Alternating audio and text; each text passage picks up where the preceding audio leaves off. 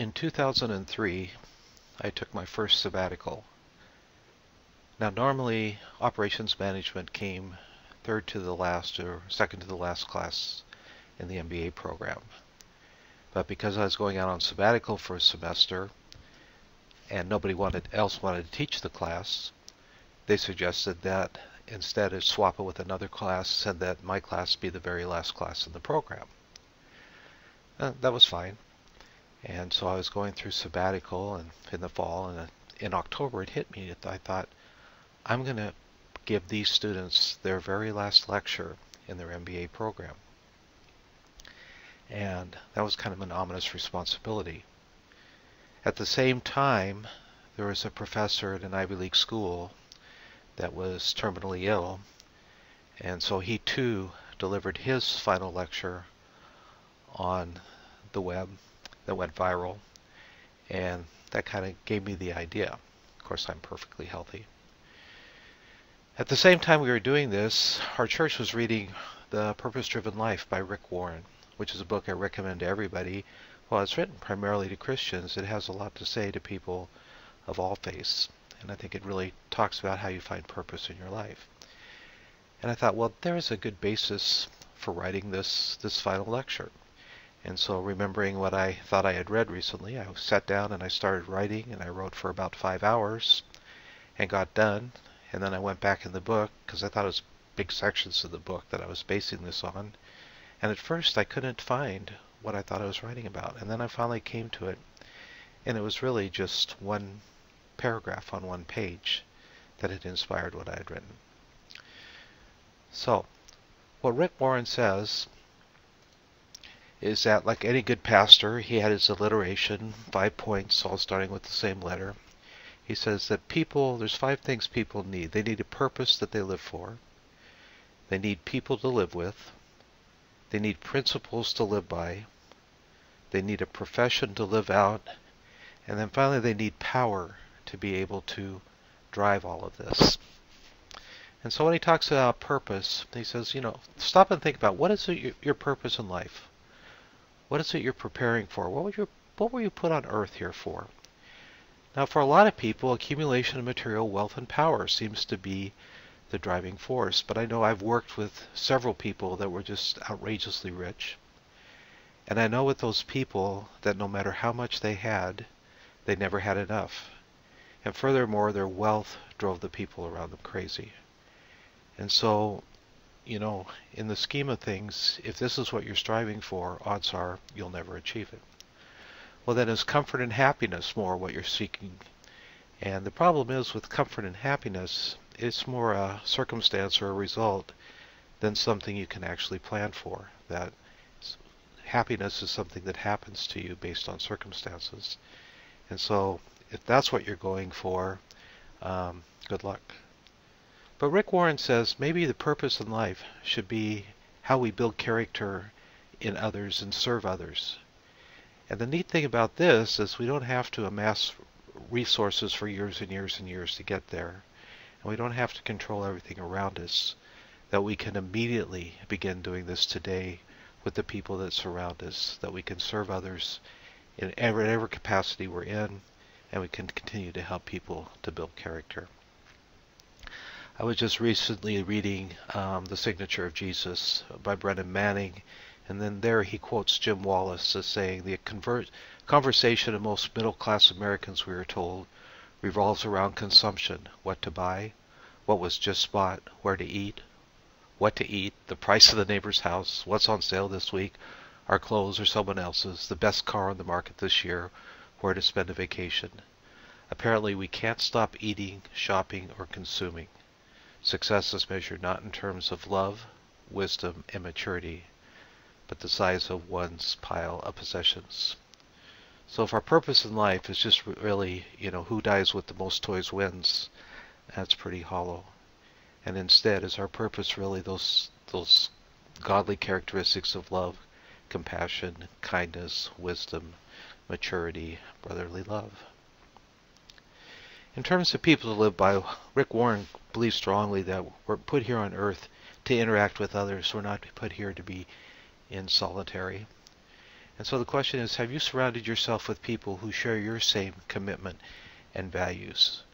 Often think about kids in high school. Are they at all influenced by the people around them? Of course they are, and their lives are largely defined by those people around them. So are you surrounding yourself with people that share your same values and help build you up instead of break you down? Do you make yourself available to people whose needs you can address? I know in my neighborhood, a couple of things I've helped with traditionally. One is with computers. If people had computer problems, they used to come to me all the time, not so much anymore, and help them get through problems they're having. And another one is I've got a gas-powered edger. And so I love taking that gas-powered lawn edger and I do my yard, which takes all of about 3 minutes.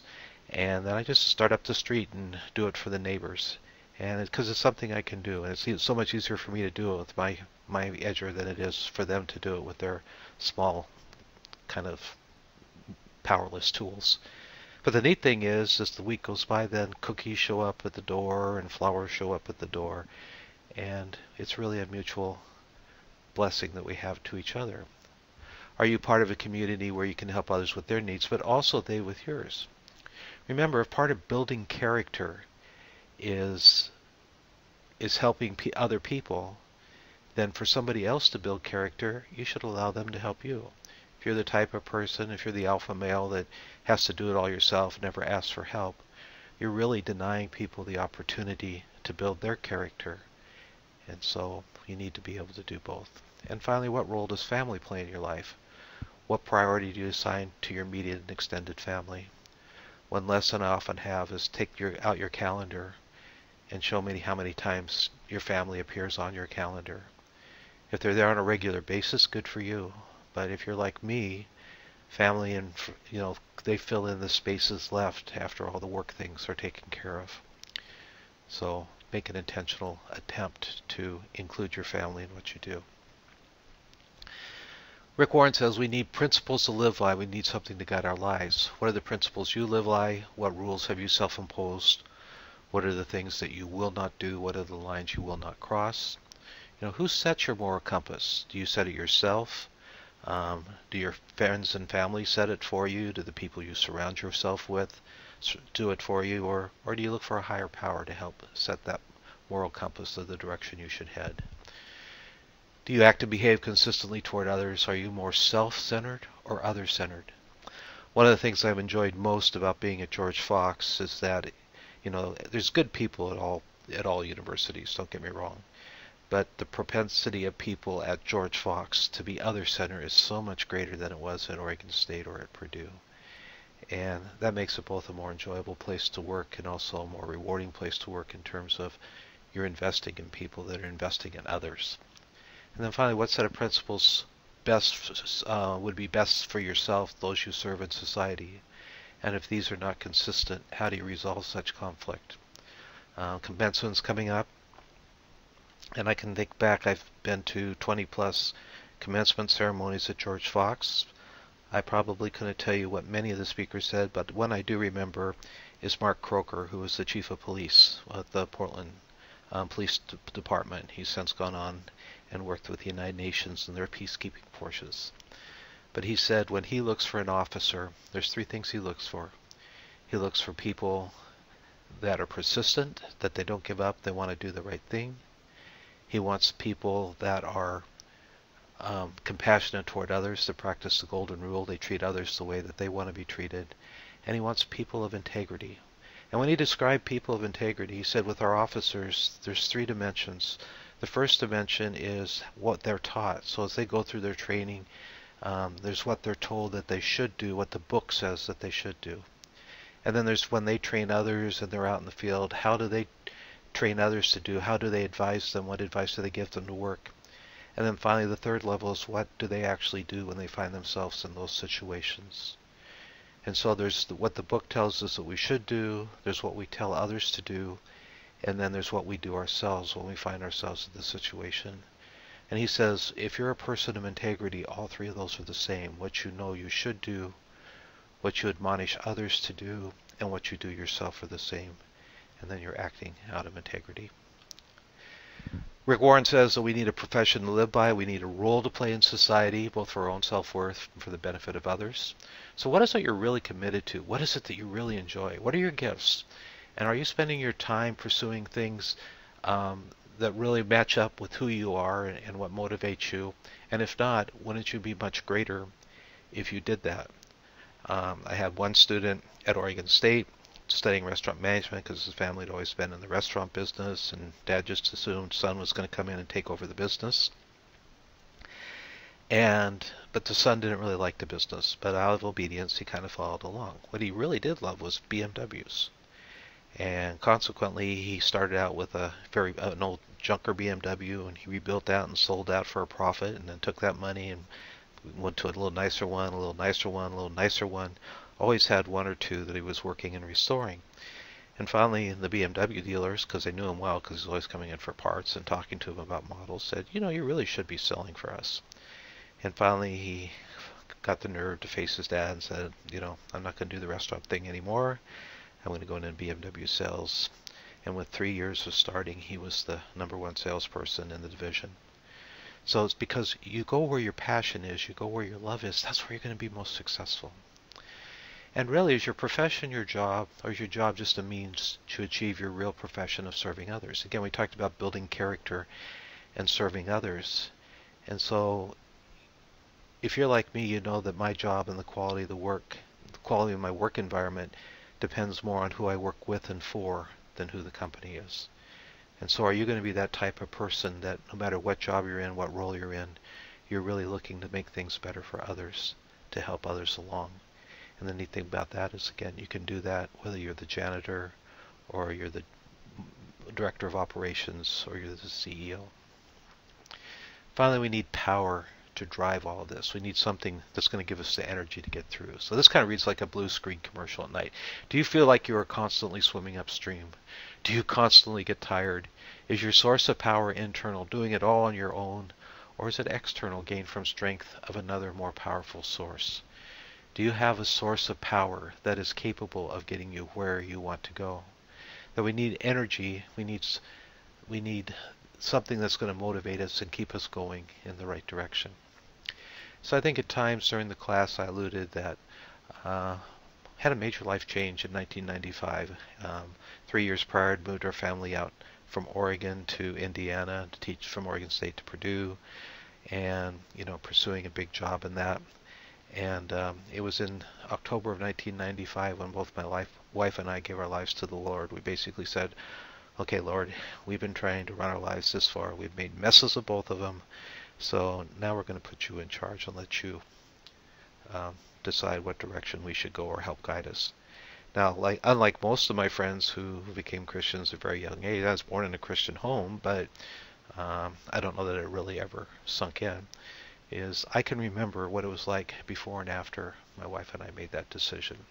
So again, using Rick Warren's principles in terms of purpose, I think prior to making that decision to follow Jesus and what we did, the things that really motivated me were our career, going from Oregon State to Purdue, big jump forward, great thing, material wealth, bigger houses, nicer cars, comfort of living, just really, trying to be more comfortable each and every day.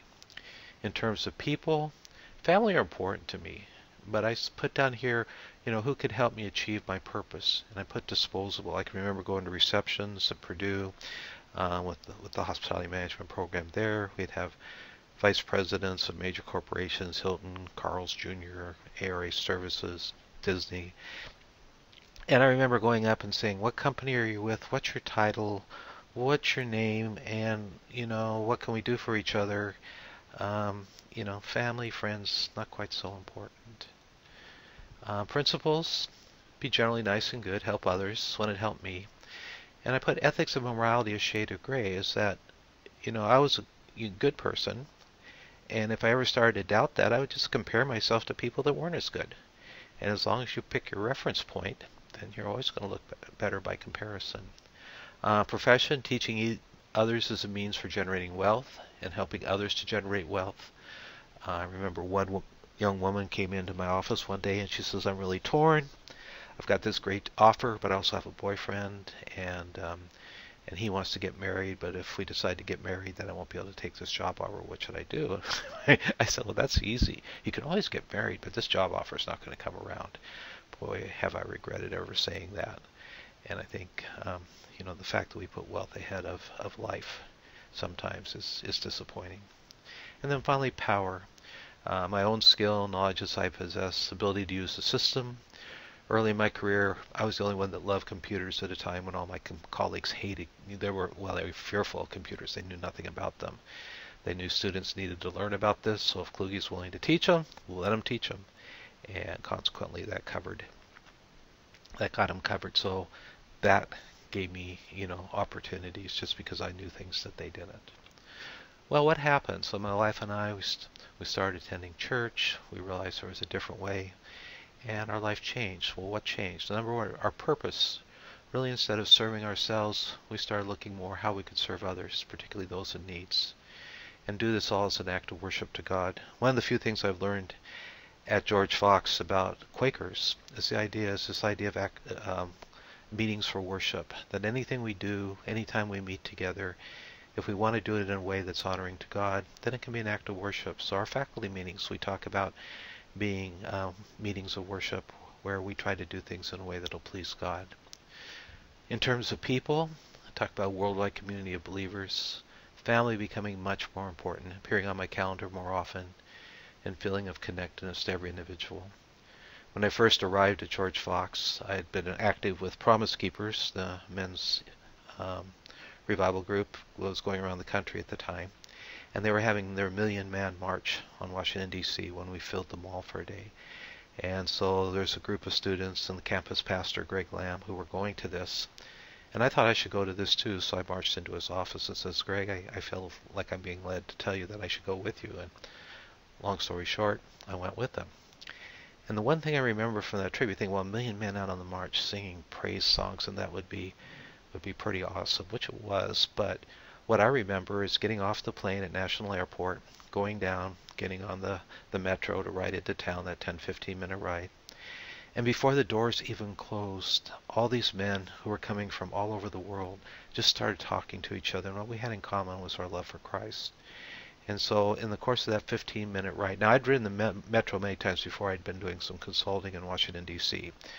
And my experience had been when you go in, if there's an empty seat, it's not yours. You don't make eye contact with other people. You just watch the monitor to see when the next stop is going to be. But this time it was different because we were all there and we shared something. And so before the doors even closed, people were starting to talk from, where are you from? How many did you come with? Who are you here with? How long did it take you to get here? And we talked and talked. And in that 15 minutes, I realized I talked to people from multiple states and several different countries. They were all here for that purpose. And we're all that close together every time we got on that metro. We just at that time recognized that. Principles to live by, clear set of priorities of my life, the importance of every individual, living with an eternal perspective. I know a neat thing with Promise Keepers, one of the things I always remember from that is it gave you priorities. It says God is number one, your spouse is number two, your children and your immediate family are number three, your community and those people you work with and serve are number four, and then there maybe all those other people out there is number five. Now the nice thing is we don't have to prioritize often. Usually we can be working with all of them simultaneously, but when push does come to shove, then there is a clear order for that. Now, if you ask my daughters and my wife who comes first, my daughters might think that they come first. Sometimes I get confused, but I try to put my wife ahead more often than I should, as often as I can. In terms of profession, really, instead of using it to make money, it's used my love and commitment for teaching to allow others to learn in an environment that fosters balance and truth. And that's the beauty of teaching at George Fox, is the fact that we can talk about everything. We can be concerned about your spiritual development, your intellectual development, your physical development, your whole development. We can talk about how do you make a difference in the world in a way that's not measured in dollars and cents. And the nice thing is the dollars and cents will often follow. In terms of power, I found out that power is less about what you have or being in control, and it's more about being free from not being controlled by things. So power being free from being driven by material wealth. I like nice things, don't get me wrong, but hopefully that's not number one in my life. That's not the driving purpose. Maybe that's the occasional reward. Freedom is knowing that approval by others is of little real significance. As long as I'm doing things in a way that's pleasing to God, that's what's important. Freedom in knowing I and my colleagues answer to the same higher power. I could remember going into the provost office at Oregon State and just being nervous out of my mind. Now I know that Robin Baker and Jim Foster and others, we all, in God's eyes, we're all on the same plane. We're all equal. And then finally, freedom in knowing what happens here on earth is but a small part of the big picture. And as different political and other activities happen around the world, things that really could cause you to be depressed, to know that in the big scheme of things, these are just a small part. So, what I want to close with is think about these 5. Where are you on each one of them? And I love to take cruises, and when a cruise ship starts out to, when it starts to come into port, it has to start that course, hours before, because if it didn't, it would miss the shores. It has to take the currents into consideration, has to take the weather and the wind into consideration, and it has to start planning far in advance. And know that if it was off by 1 degree when it's out there by 2 hours, it's going to miss the port by a mile. So, think about what's your purpose in life. What is it that you're here for? How is it that you can make a difference, a positive difference in other people's lives? Think about the people that you surround yourself with. Are these people that are going to lift you up and make you stronger? Or are these people that are going to break you down and make you weaker? Think about the principles you live by, that you do have principles, that you have standards, and that you have a basis for those that is sound and makes sense. In terms of your profession, is it all about the job and the title, or is it more about the people you work with and for, and how you can work with those people and make them more successful, because the more successful they are, the more successful you are. And finally, power. How can you shed yourself of being influenced and driven by those things that really don't make a difference, and instead look to really focus on those things that do? And so again, rather than trying to make a 180-degree change today, make a 1 or a 2-degree change today on each one of these. And just like the ship, once you make that 1-degree change, by the time you get to shore, a couple of hours from now, it's going to make a big difference of miles of where you land. So, that's my final lecture, and I've enjoyed working with you this semester, and I look forward to seeing all of you at commencement in December.